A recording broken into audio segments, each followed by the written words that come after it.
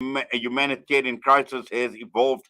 There is a human catastrophe that is happening as a result of the Ukraine crisis and the Russian invasion of Ukraine. We joined this morning by the Ukrainian ambassador to South Africa, Liubov Abravitova. Ambassador Abravitova, good morning to you and welcome to the show. Good morning to you and good morning to all Salam Media listeners.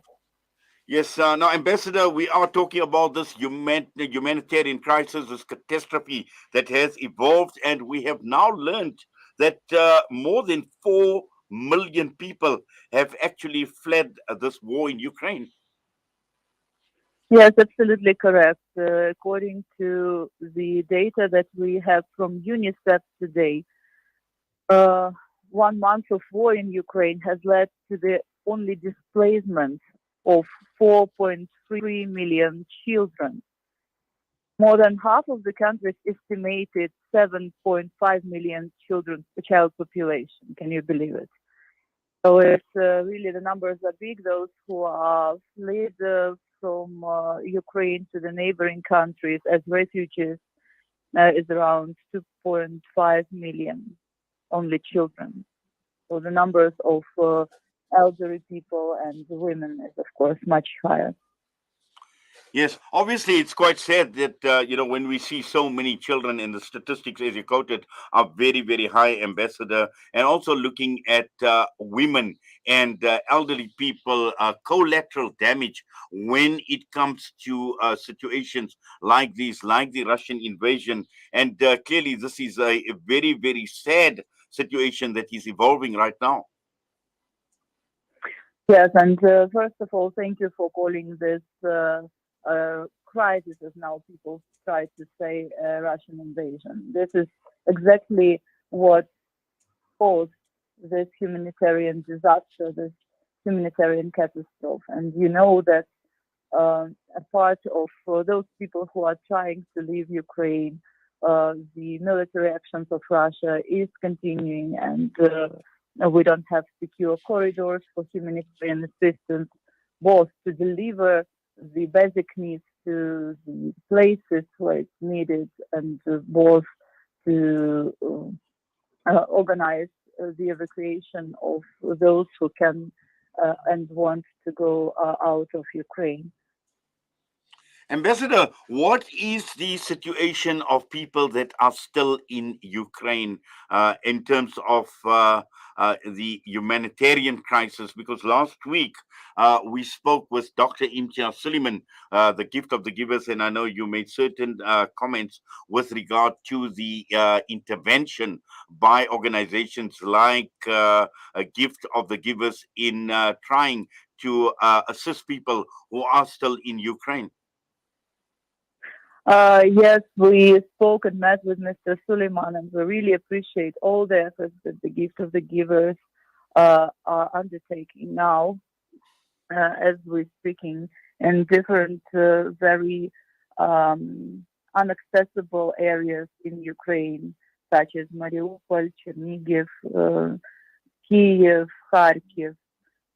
The people are delivering basic needs and food and medications in small parties in different parts of Ukraine now. So the situation on the ground is that several cities remain besieged by Russian troops. I'm talking mostly now about Mariupol. The city is blocked, and nearly 160,000 civilians remain in blockade without water, heat, electricity, and communication. Thousands of civilians lost their lives due to Russian attacks and blockade, and the current number of civilians deaths only in Mariupol is estimated to reach 5,000, including about 200 children. Yes. So, Now, yeah, so.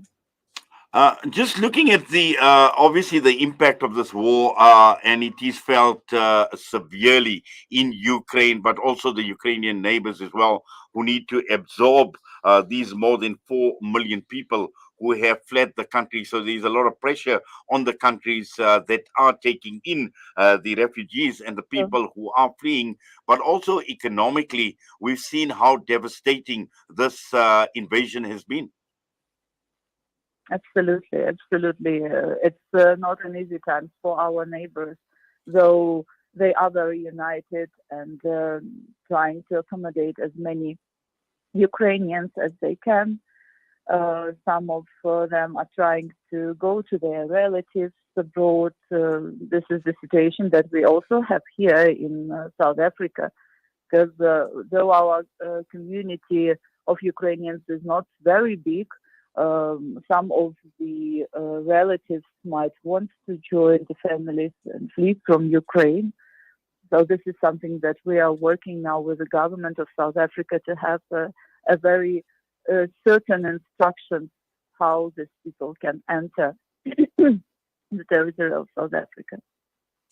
Yes. Now, I know that there has been a criticism leveled against the South African government with regard to its position on the crisis, and South Africa adopting a more neutral stance, and at the same time, we know that the president has been calling for dialogue. Just looking at the South African position, your thoughts in terms of the government and the position the South African government has adopted in this entire saga that is playing out. You know, the political position and being neutral not is having nothing to do with the possible assistance for humanitarian needs of Ukraine. The position can be neutral, but it cannot be neutral towards the violation of international law, which is recognized as a fact.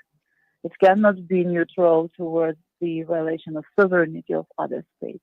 It cannot be neutral towards violation of human rights at the end of the day. And of course, it cannot be neutral when you see how other people are suffering, these refugees who lost their everything, their home, their relatives.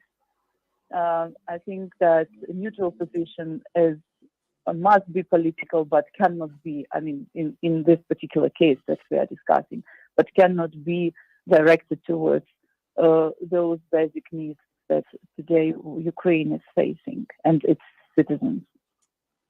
Ambassador, just looking at it from the South African perspective, and early on I made mention of Dr. Imtiaz Suleiman and Gift of the Givers because he mentioned that there have been a number of Ukrainians living in South Africa who have basically made this appeal for assistance. What more can be done to ease the humanitarian crisis that is unfolding in the country?